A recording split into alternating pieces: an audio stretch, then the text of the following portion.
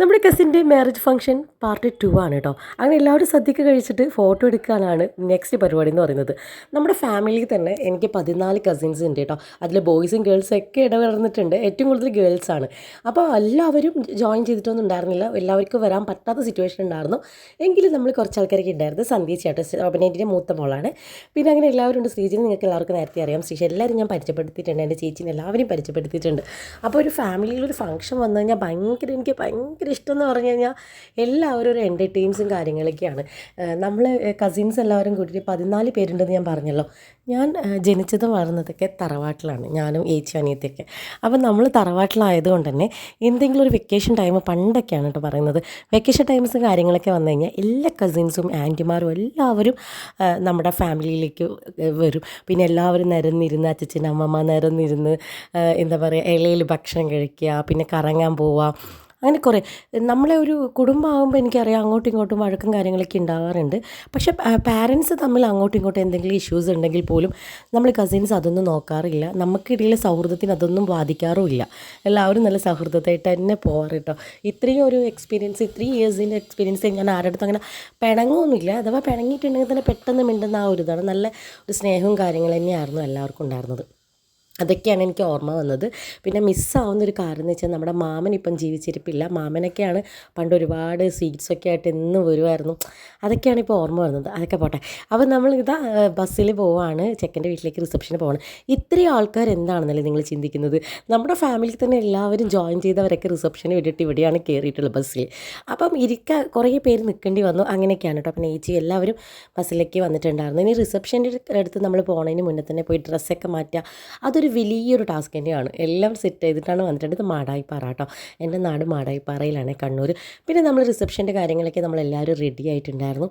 പിന്നെ അത് കഴിഞ്ഞ് അവിടെ നിന്ന് ഫുൾ ഫോട്ടോഷൂട്ടും വ്ളോഗും കാര്യങ്ങളൊക്കെ ആയിരുന്നു കേട്ടോ.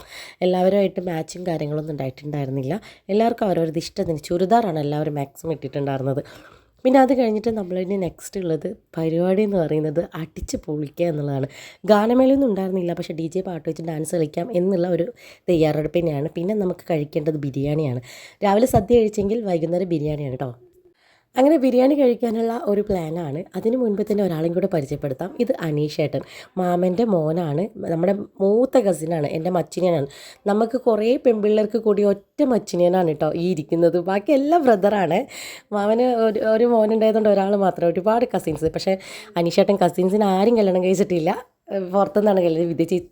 ദിവ്യ ചേച്ചിനെയാണ് കല്യാണം കഴിച്ചത്. ചേച്ചി നമ്മുടെ എല്ലാവരും നല്ല കമ്പനിയാണ്. ചേച്ചിയൊന്നും വന്നിട്ടുണ്ടായിരുന്നില്ല.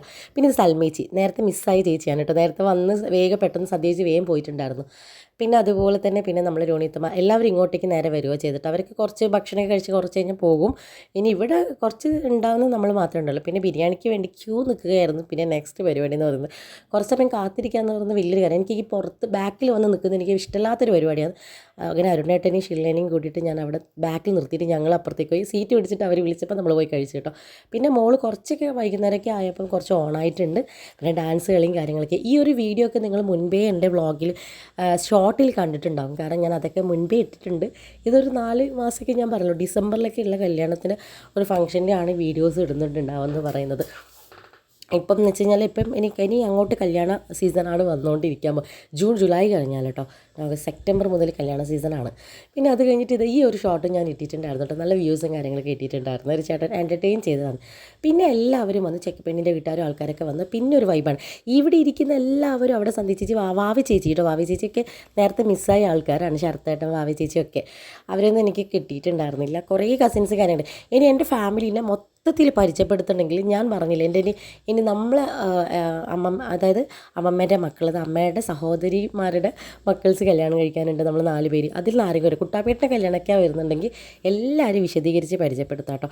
പിന്നെ ഒരു വൈബ് തന്നെയായിരുന്നു. പെണ്ണും ചെക്കനും ഒന്നും പറയണ്ട. നമ്മൾ ഫാമിലി, അമ്മയും ആൻറ്റിമാരും എല്ലാവരും അരുണേട്ടൻ അടക്കം അടിച്ച് പൊളിച്ച് നമ്മൾ ഡാൻസൊക്കെ ചെയ്തു, ലൈറ്റൊക്കെ വെച്ച് സെറ്റായിരുന്നു. നല്ല രസമുണ്ടായിരുന്നു. പാട്ടൊക്കെ കോപ്പിറൈറ്റ് വരുന്നതുകൊണ്ട് പാട്ടൊന്നും വെക്കാൻ പറ്റാത്തത്.